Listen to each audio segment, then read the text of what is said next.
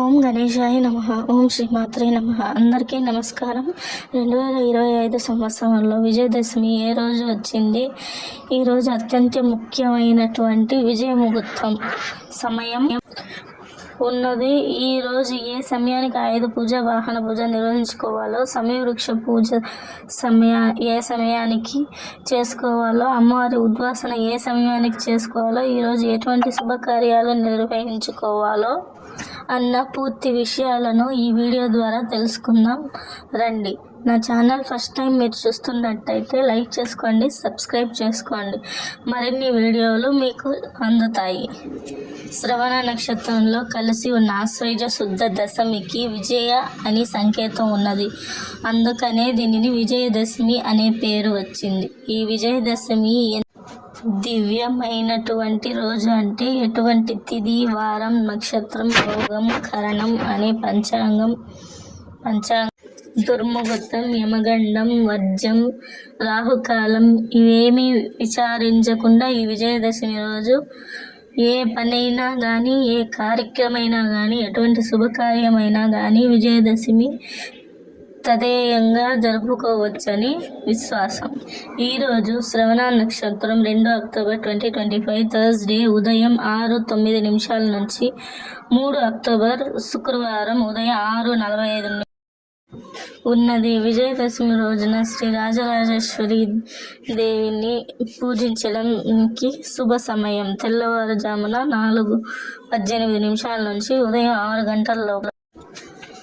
ఈ సమయంలో కుదరని వాళ్ళు ఉదయం 7:30 నుంచి ఉదయం 9:50 లోపు, ఈ సమయంలో కుదరని వాళ్ళు ఉదయం 10:45 నుంచి మధ్యాహ్నం 12 గంటల లోపు నిర్వహించుకోవచ్చు. ఆయుధ పూజ, వాహన పూజ దుర్గాష్టమి రోజు, మహర్నవమి రోజు నిర్వహించేస్తున్నారు. ఒకవేళ ఆ రోజు మీకు కుదరకపోతే విజయదశమి రోజు కూడా ఇందాక చెప్పిన సమయాల్లో మీరు ఆయుధ పూజ, వాహన పూజ కూడా నిర్వహించుకోవచ్చు. అలాగే కలశ స్థాపన, అఖండ దీపం, నవరాత్రి పూజ పీఠం పెట్టుకొని నిర్వహించుకున్న వాళ్ళు ఉదయం ఇందాక చెప్పిన సమయాల్లో పూజ అంతా అయిన తర్వాత పీఠాన్ని కదపవచ్చు, అమ్మవారికి ఉద్వాసన చెప్పచ్చు. అలాగే విజయదశమి రోజున అత్యంత ముఖ్యంగా చెప్పుకునేటువంటి విజయ ముహూర్తం గురించి భవిష్య పురాణంలో శివుడు పార్వతీదేవికి చెప్పినట్టుగా ఉన్నది. ఈ విజయ ముహూర్తంలో మొదలుపెట్టిన ఎటువంటి కొత్త పనినైనా, శుభకార్యమైనా అఖండ విజయాన్ని చేకూరుస్తుందని భవిష్య పురాణంలోని చెప్పబడి ఉన్నది. ఈ విజయ ముహూర్తం సమయంలో నూతన ఉద్యోగం చేరటం, నూతన వ్యాపారం ప్రారంభించడం, పెళ్లికి సంబంధించినటువంటి నిర్ణయాలు తీసుకోవడం, గృహప్రవేశం, అక్షరాభ్యాసం ఇలాంటి ఎటువంటి శుభకార్యమైనా సరే ఈ ముహూర్తంలో నిర్వహించుకోవచ్చు. మరి ఈ విజయదశమి రోజున విజయ ముహూర్తం ఏ సమయంలో ఉంది అంటే మధ్యాహ్నం 1:50 నుంచి మధ్యాహ్నం 2:35 వరకు ఉన్నది. ఈ విజయదశమి రోజున అత్యంత ముఖ్యమైనటువంటి సమయవృక్ష పూజ. దీనిని మనం ఇంట్లో లేదా దేవస్థానంలో నిర్వహించుకోవచ్చు. విజయదశమి రోజున సాయంత్రం నక్షత్ర దర్శనంలో సమయాన సమయవృక్ష వద్దన అపరాజితాదేవిని పూజించి పైన స్క్రీన్ మీద కనిపిస్తున్న శ్లోకాన్ని పఠిస్తూ ప్రదక్షిణలు చేయాలి. అదే శ్లోకాన్ని ఓ చీటీ మీద రాసి చెట్టుకి కట్టాలి. ఇలా చేయటం వల్ల అమ్మవారి కృపతో పాటు శని దోష నివారణ కలుగుతుందని నమ్మకం. మరొక ముఖ్యమైన గమనిక, అక్టోబర్ 2 దశమి తిథి పగలు 2:43 ఉన్నది.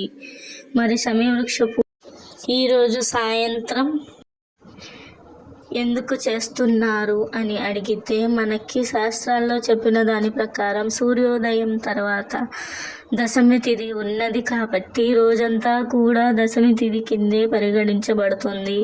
అతి ముఖ్యమైనటువంటి చింతామణి అనే వ్యూహ గంధం లో ఉన్నది.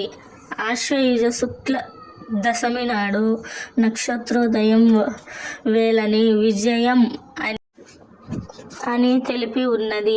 అందుకే విజయదశమి రోజున సాయంత్రం వేళ దశమి తిథి లేకపోయినా శ్రవణ నక్షత్రం ఉన్న కారణాన మనం ఈ శమీ వృక్ష పూజను, అపరాజిత దేవి పూజను ఈరోజు సాయంత్రం వేళన నిర్వహించేస్తున్నాము. విజయదశమి రోజున అపరాజిత దేవి పూజ, సమీవృక్ష పూజ నిర్వహించు శుభ సమయం సాయంత్రం 4:12 నుంచి రాత్రి 7:24 లోపు. శాస్త్రాలు చెప్పిన దాని ప్రకారం ఈ సమీవృక్ష పూజ అయిన తరువాత పాలపిట్ట దర్శనం చేసుకోవాలి అని అంటారు. ఒకవేళ కుదరకపోతే ఈ విజయదశమి రోజు మొత్తంలో కూడా మీరు ఎప్పుడైనా సరే పాలపిట్ట దర్శనం చేసుకోవచ్చు. ఇది విజయానికి సంకేతం అని పెద్దల నమ్మకం. అలాగే ఈరోజు మాంసాహారం తినవచ్చా అంటే వద్దని చెప్పాలి. ఎందుకంటే ఈ రోజున కూడా విజయదశమి పూజ ఉదయం రాజరాజేశ్వరి అమ్మవారిని అలంకరించగా, అలాగే సాయంత్రం శమీవృక్ష పూజ, అపరాజిత దేవి పూజ నిర్వహించుటకు సమయం కాబట్టి మహత్తరమైన రోజు మీరు పూజ నిర్వహించుకున్నారు కాబట్టి ఈ ఒక్క రోజు కూడా మాంసాహారాన్ని దూరంగా ఉంటేనే మంచిది. విన్నారు కదా, 2025 సంవత్సరంలో విజయదశమి యొక్క పూర్తి వివరాలను మీకు అందజేశాను. మరి ఇంకొక వీడియోతో మిమ్మల్ని అందరినీ కలుసుకుంటానని అనుకుంటున్నాను. సెలవు. మరి సర్వం ఈశ్వరార్పణం. అలాగే నా వీడియో మీకు నచ్చినట్టయితే ఏదైనా తప్పులు ఉంటే క్షమించండి.